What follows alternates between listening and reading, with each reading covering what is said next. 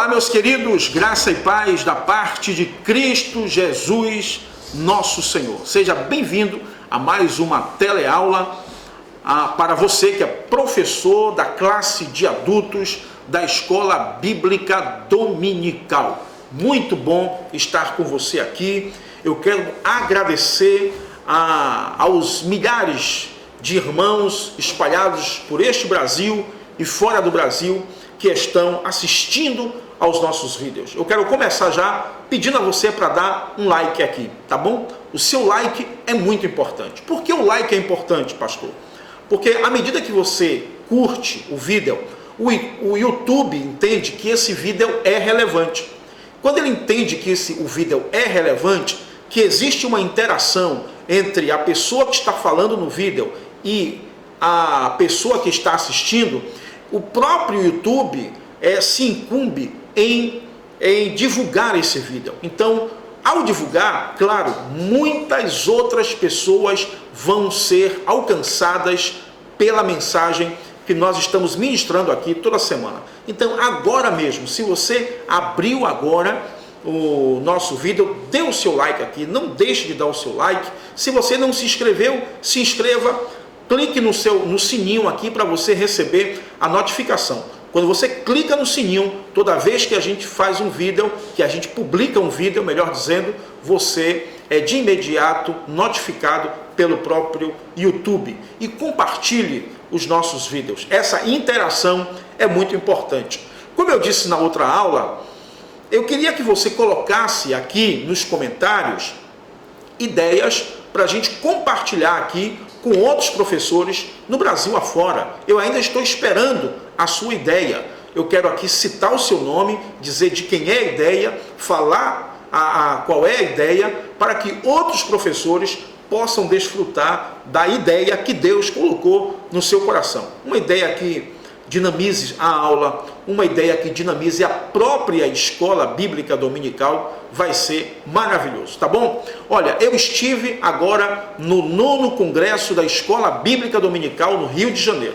Tive o prazer de conhecer o pastor Clayton Pomerini, que é o comentarista das lições deste trimestre.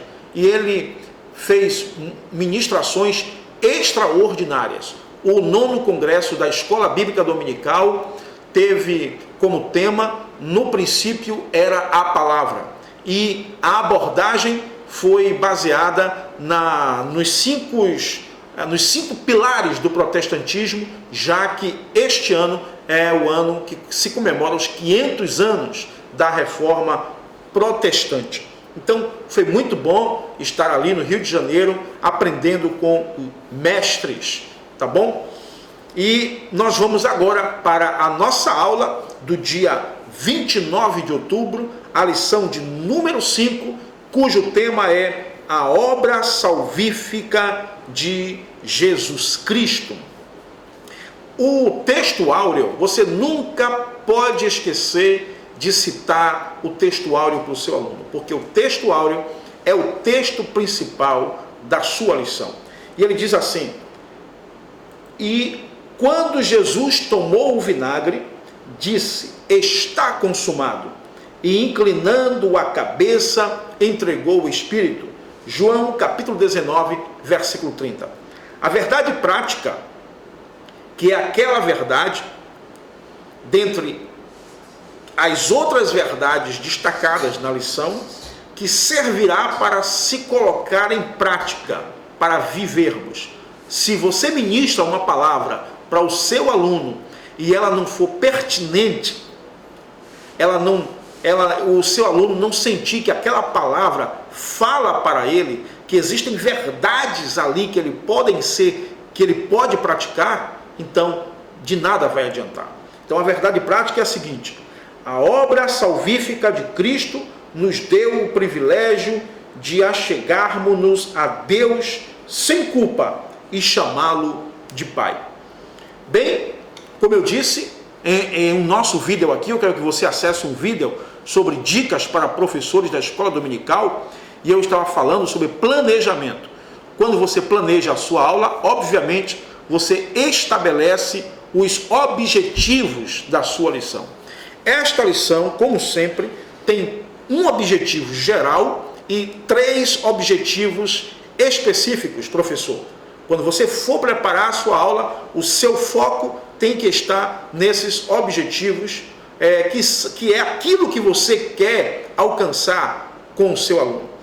O objetivo geral diz o seguinte: explicar que a obra salvífica de Cristo nos deu o privilégio de chegarmos a Deus sem culpa e chamá-lo de Pai. E os três objetivos que, claro, emanam dessa verdade que eu acabei de falar, são os seguintes. Primeiro, apresentar o significado do sacrifício de Cristo.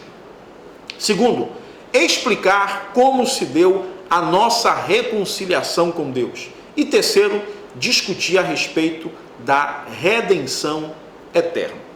Veja bem o que eu quero fazer hoje. Eu quero fazer hoje um pouco diferente. Eu quero destacar 3 verdades que estão relacionadas, 5 verdades. 5 verdades que estão relacionadas com a obra salvífica do Senhor Jesus. Quando eu estiver destacando essas 5 verdades, você vai observar que todas elas estão contidas nos 3 tópicos da nossa lição do dia 29 de outubro, a lição de número 5. Quais são esses tópicos da nossa lição? O primeiro tópico é o sacrifício de Jesus. O segundo tópico é a nossa reconciliação com Deus Pai. E o terceiro tópico é a redenção eterna. Eu vou lhe falar 5 verdades para ajudar você, professor da escola dominical, que estarão, que abordarão os 3 tópicos desta lição. Tá bom? Então, primeira coisa que eu quero fazer é lembrar que o tema do trimestre é a obra da salvação. Teve um vídeo aqui que eu falei para você que, por que obra? Obra porque é um plano, toda obra é um trabalho, claro. E todo trabalho, toda obra exige um plano e uma execução.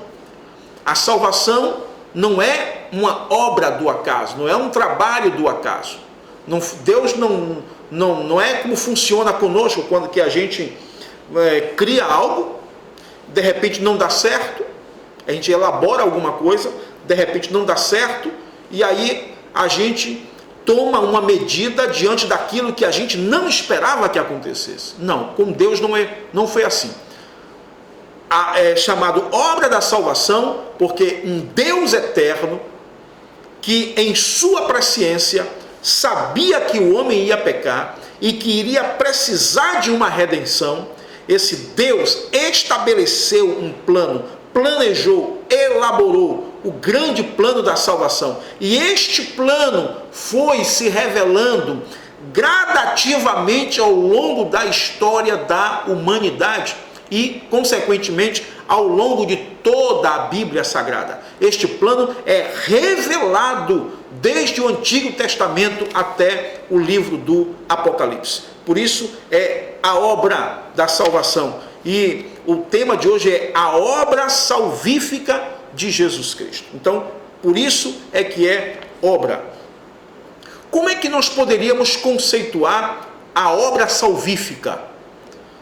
É claro que para conceituar a obra salvífica, nós temos que fazer abordagens responsáveis na Bíblia Sagrada, abordagens teológicas que tratam sobre a salvação na Bíblia Sagrada, para então nós termos uma definição do que é obra salvífica. Como nós não temos espaço aqui nesse vídeo, eu quero de forma muito simples dizer para você que a obra salvífica é o ponto culminante do plano de Deus para a salvação do homem. Eu coloquei aqui, a obra salvífica de Jesus Cristo é o ponto mais alto e sublime dentro da progressão histórica do plano de Deus pré-estabelecido para a salvação.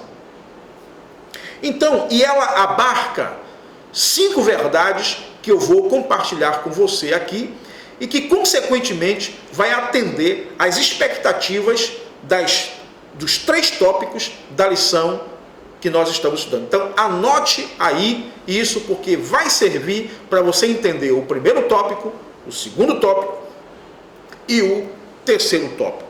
Então, primeira coisa, a morte de Jesus Cristo foi em substituição aos pecadores. Esta obra salvífica, em primeiro lugar, ela foi em substituição aos pecadores. Aí eu quero que você prepare a sua Bíblia, faça esta anotação, que ela vai ser muito importante. Vamos para Romanos, capítulo 5, versículo de número 8. Romanos, capítulo 5, versículo de número 8, diz assim: olha o que diz a Escritura: mas Deus prova o seu amor para conosco, em que Cristo morreu por nós, sendo nós ainda pecadores. Veja a expressão, Cristo morreu por nós. Então, o sacrifício de Jesus foi, portanto, um sacrifício vicário, um sacrifício que substituiu o nosso lugar. Ele assumiu o nosso lugar na cruz do Calvário.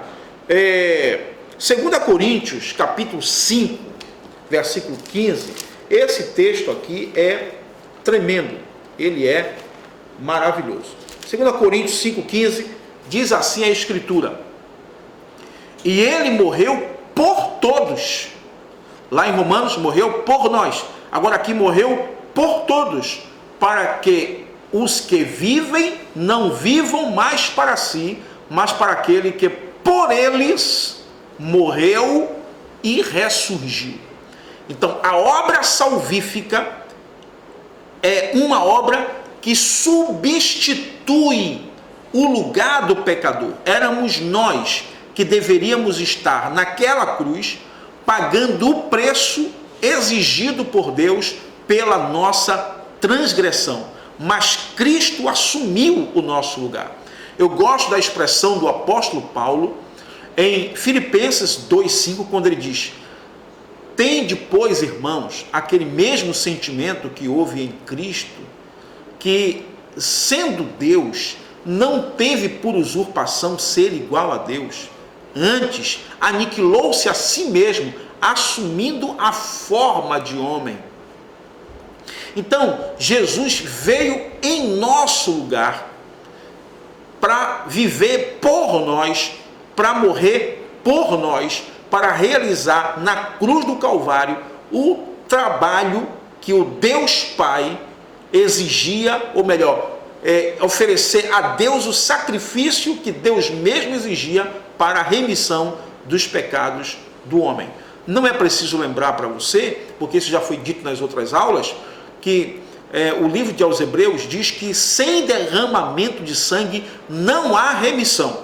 O preço da nossa salvação não poderia ser pago sem derramamento de sangue. E foi por isso que Jesus foi crucificado na cruz do Calvário. Segundo lugar, a morte de Cristo proveu uma redenção para os pecadores.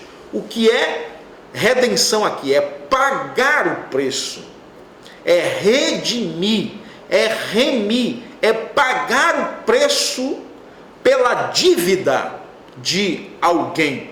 Jesus pagou o preço pelos nossos pecados. Vamos lá, 1 Coríntios, capítulo 7, versículo 23.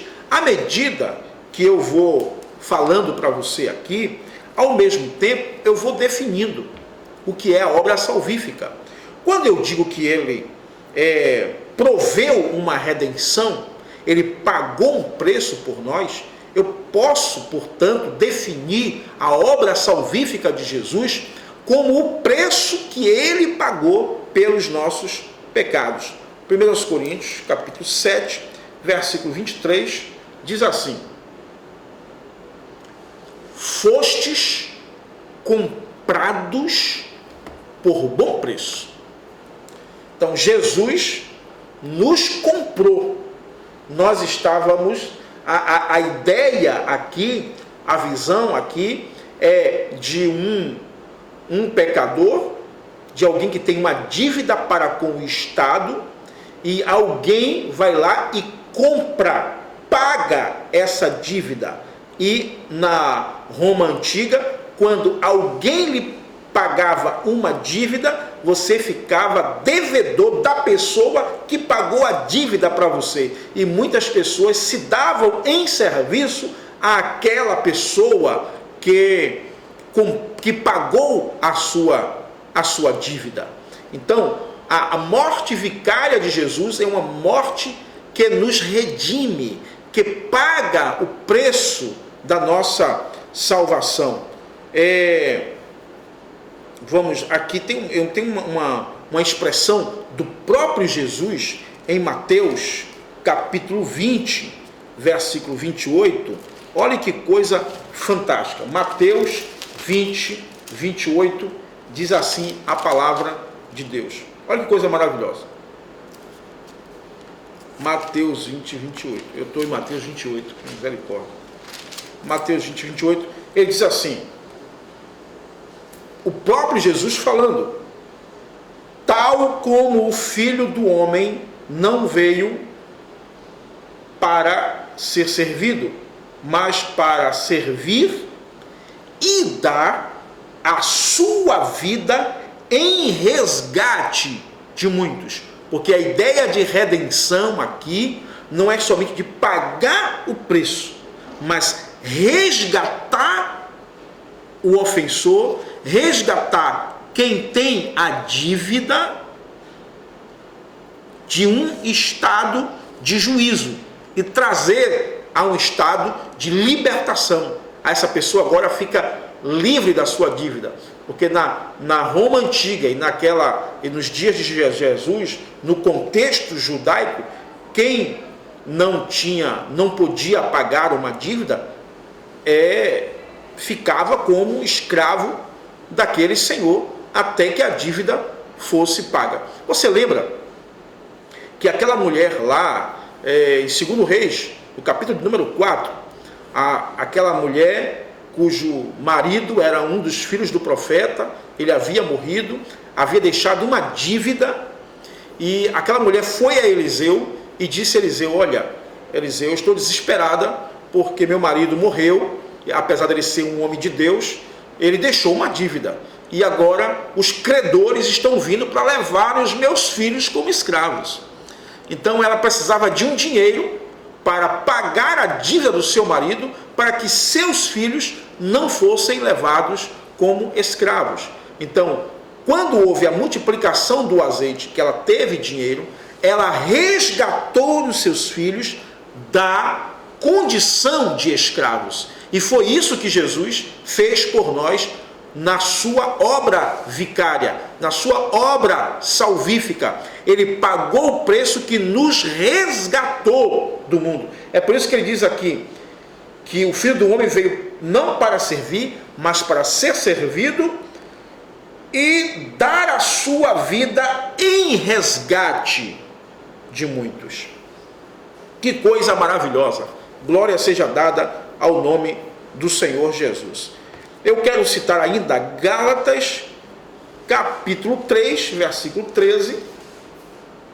Gálatas, capítulo 3, versículo 13. Lembrando que Gálatas é aquela carta que Paulo escreveu para responder ao legalismo da sua época.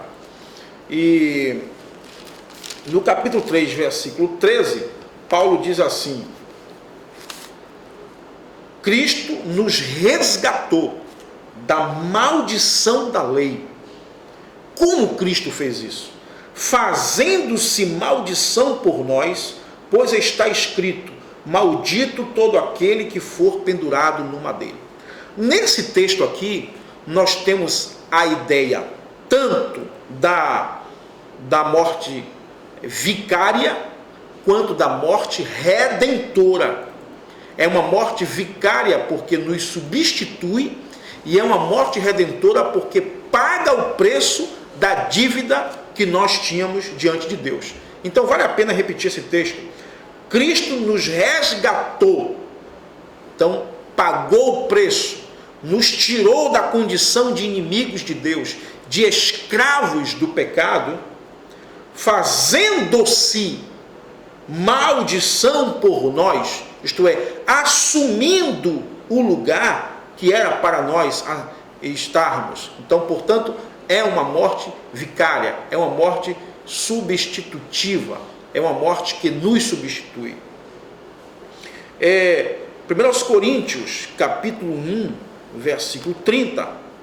Vamos cá, 1 Coríntios, lá no comecinho, capítulo 1, versículo 30. Eu faço questão de citar esses textos para você ter uma ideia que essas verdades estão embasadas na Escritura, e ela não é a ideia de um teólogo, ela não é a ideia de um professor, ela não é a ideia de um pastor, ela não é a ideia de uma religião, não é a ideia do protestantismo, não é a ideia de qualquer outro segmento religioso, é o que está exarado nas páginas da Escritura Sagrada. E você, como professor da escola bíblica dominical, tem que ter domínio sobre o tema que você está falando, tem que ter domínio também na Escritura. Paulo disse, olha, procura apresentar-te a Deus como obreiro aprovado, que não tem do que se envergonhar e que maneja bem a palavra da verdade. Eu estava ouvindo o pastor Elienay Cabral, no 9º Congresso de Escola Bíblica Dominical, falar que o exame da Escritura é requisito para todo aquele que trabalha no ministério da palavra, pastor, professor de escola dominical. Ok? Então, 1 Coríntios, capítulo 1, versículo 30, diz assim: mas vós sois dele, em Jesus Cristo, o qual para nós foi feito por Deus sabedoria e justiça e santificação e redenção. Redenção minha, redenção sua. Por isso ele é o nosso Redentor. Então essa é a segunda verdade. A terceira verdade: a morte de Cristo foi uma reconciliação do homem para com Deus. Primeiro, a sua morte foi uma morte vicária. Ele nos substituiu na cruz do Calvário. Segundo, a sua morte foi uma morte redentora, porque pagou o preço que nós tínhamos para com Deus, nos resgatando da condição de escravos do pecado e nos tirando de debaixo da ira de Deus, evitando que nós pagássemos o preço que jamais teríamos condição de pagar, porque esse preço teria que ser pago por um inocente. Somente Cristo tinha a condição, como homem, verbo de Deus encarnado, sem pecado, oferecer-se a Deus para pagar os nossos pecados, pelos nossos pecados. Agora, a morte de Cristo também promoveu esta reconciliação. E por que a morte de Cristo, a obra salvífica de Jesus, promoveu esta salvação? Simplesmente porque éramos inimigos de Deus. Promoveu esta reconciliação, melhor dizendo. Éramos inimigos de Deus. E por que éramos inimigos de Deus? Porque estávamos no pecado. Deus não comunga com o pecado. Deus não pactua com o pecado.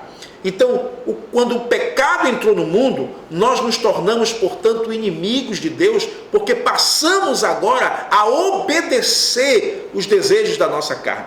Eu quero ler um texto que me veio à memória agora, que é um texto muito conhecido, que está em Efésios, capítulo de número 2, Efésios 2, versículo 1. Olha o que diz aqui a Escritura: ele vos vivificou, estando vós mortos nos vossos delitos e pecados. Olha o que ele vai dizer: nos quais andastes outrora, segundo, 3 coisas aqui ele vai falar. Segundo, o curso deste mundo. segundo o príncipe das potestades do ar, ou melhor, do ar sim, do espírito que agora opera nos filhos da desobediência. Entre eles todos nós também antes andávamos nos desejos da nossa carne, fazendo a vontade da carne e dos pensamentos. E éramos, por natureza, filhos da ira, como também os demais. Esta era a nossa situação. Nós andávamos guiados pelo mundo, pela carne e debaixo da influência espiritual do mal. É isso que Paulo diz aqui. Mas aí Paulo vai revelar no versículo 14, dizendo, no versículo 13, melhor dizendo, vai dizer: mas agora em Cristo Jesus, vós que antes estáveis longe, glória a Deus, o sangue de Cristo chegastes perto. Então, o sangue de Cristo, a obra salvífica de Jesus, realizou aquilo que era impossível a lei fazer. O sangue de Cristo nos reconciliou com Deus. E por que era impossível a lei fazer? Porque todos os sacrifícios feitos no Antigo Testamento não eram capazes de salvar o homem, porque eles tinha que ser repetido por causa da imperfeição humana. O sumo sacerdote, ele era imperfeito, porque ele era um homem normal, um homem pecador. Antes dele entrar no santíssimo lugar, oferecendo sangue de animais, ele tinha que oferecer sacrifício por si mesmo. Cristo não. O escritor aos Hebreus vai dizer que ele entrou uma vez por todas, oferecendo não sangue de bodes ou de qualquer outro animal, mas oferecendo o seu próprio sangue. E assim ele proveu uma grande redenção e, consequentemente, a nossa reconciliação com Deus. Então, a obra salvífica de Jesus, ela promove, em primeiro lugar, ela é uma obra substitutiva, ela é uma obra vicária, porque nos substituiu. Em segundo lugar, ela pagou o preço da nossa salvação, é uma obra redentora. Em terceiro lugar, é uma obra reconciliadora, pois reconcilia o homem com Deus. Isaías capítulo 59, 2 diz que o pecado faz separação entre nós e Deus. E Efésios 2, versículos 13 e 14, diz que essa separação foi abolida pela morte de Jesus Cristo, nosso Senhor. Romanos capítulo 5, versículo 10, olha o que diz a Escritura. Romanos 5, 10 diz assim: porque nós, quando éramos inimigos, olha só, nós éramos inimigos de Deus, por causa daquilo que eu já lhe falei, por causa do pecado. Como Deus não compactua com o pecado, lembra que Tiago disse assim: adúlteros, adúlteras, vocês não podem ser amigo de Deus e amigo do mundo. Se você for ser amigo de Deus, você tem que se declarar inimigo do mundo. E se você se fizer amigo do mundo, consequentemente você se fará inimigo de Deus. Nos tornamos inimigo de Deus quando andamos de acordo com este mundo, conforme diz Efésios, no capítulo 2, versículos de 1 a 3. Então, Romanos, capítulo 5, versículo 10, ele diz, eu estava lendo agora, não foi? Diz, pois nós, quando éramos inimigos, fomos reconciliados com Deus pela morte de seu Filho. Muito mais, estando já reconciliados, seremos salvos pela sua vida. Então, a morte de Jesus promoveu a nossa reconciliação com Deus, nosso Pai.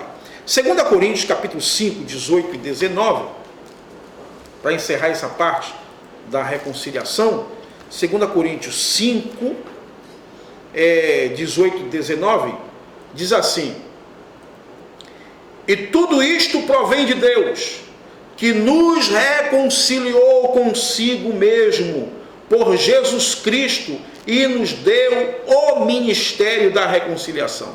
Olha o versículo 19. Isto é, Deus estava em Cristo, reconciliando consigo o mundo, não imputando aos homens os seus pecados, e nos confiou a palavra da reconciliação. Olha só, Deus estava em Cristo, reconciliando o mundo consigo, não imputando aos homens o seu pecado. Então a morte de Cristo, aqui fala ao mesmo tempo que essa morte promove a reconciliação, ao mesmo tempo que é uma morte redentora, porque Deus, portanto, não imputou aos homens os seus pecados, porque Cristo estava pagando por esses pecados.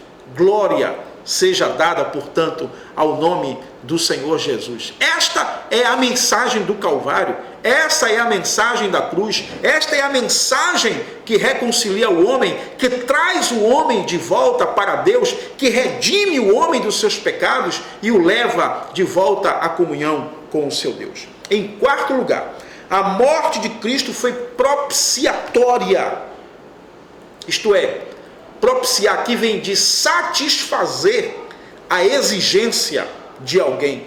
A morte de Cristo satisfez a Deus e aplacou a ira de Deus. Romanos capítulo 3, versículo 25, para embasar isso aqui, Romanos capítulo 3, versículo 25, Paulo disse o seguinte: Deus o propôs quem? Cristo, para propiciação pela fé no seu sangue, para demonstrar a sua justiça pela remissão dos pecados dantes cometidos sob a tolerância de Deus. Então, o mesmo Deus exigia que para o homem pagar os seus pecados, o sangue de um inocente fosse derramado. Então Deus, para cumprir a sua própria justiça, enviou o seu filho, nascido de carne, da carne, nascido de mulher, vivendo entre nós, e morreu na cruz do Calvário para satisfazer a exigência de um Deus justo, que ao mesmo tempo que exigia o pagamento do pecado, ao mesmo tempo não queria que o homem se perdesse. Então, o seu grande amor, lembra a lição número 4? O seu grande amor, a sua misericórdia, a sua graça, nos concedeu Jesus, que pagou o preço da nossa salvação.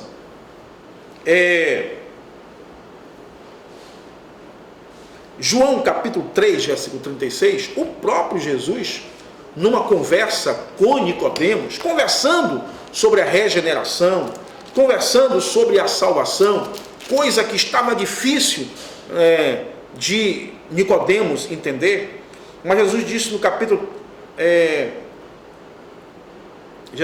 João, aliás, né? O próprio João falou aqui, essa expressão, aliás, é a expressão de João, desculpa, tá bom? Essa expressão é a expressão do próprio João Batista. Ele diz aqui, 3,36, todo aquele que crê no Filho tem a vida eterna, mas todo aquele que rejeita o Filho não verá a vida, pois sobre ele permanece a ira de Deus. João está dizendo, todo aquele que crê no Filho tem a vida eterna, mas todo aquele que rejeita o Filho não verá a vida, pois sobre ele permanece a ira de Deus. Então, fora de Cristo permanece a ira de Deus. Cristo, como Cristo pagou o preço e eu o recebi como Salvador, então eu recebo a vida eterna em Cristo Jesus e não mais estou debaixo da maldição. Por isso que Paulo disse no capítulo 8 da sua carta aos Romanos, portanto agora nenhuma condenação há para os que estão em Cristo Jesus. Muito bem, Efésios 2, de 3 a 5, vou voltar para essa carta aos Efésios, porque ela tem verdades profundas sobre a redenção e sobre a reconciliação. Efésios, capítulo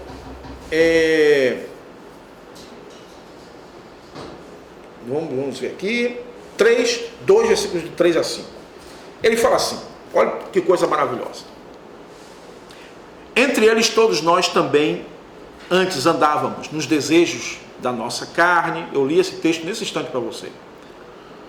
Fazendo a vontade da carne e dos pensamentos, e éramos por natureza filhos da ira, como também os demais. Mas Deus, que é riquíssimo em misericórdia, pelo seu muito amor com que nos amou, estando nós ainda mortos em nossos delitos, nos vivificou juntamente com Cristo. Pela graça sois salvos. Então, ele pagou o preço que satisfez a ira de Deus, que aplacou a ira de Deus e que consequentemente manifestou o amor desse Deus nos salvando de sua própria ira.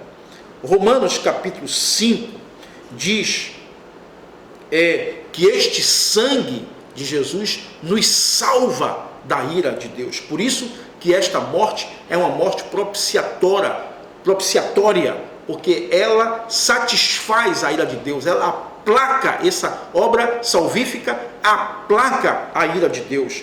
1 Tessalonicenses 1,10 diz que Jesus nos livra da ira futura. E finalmente, a obra salvífica de Jesus, ela se constitui em um sacrifício meritório.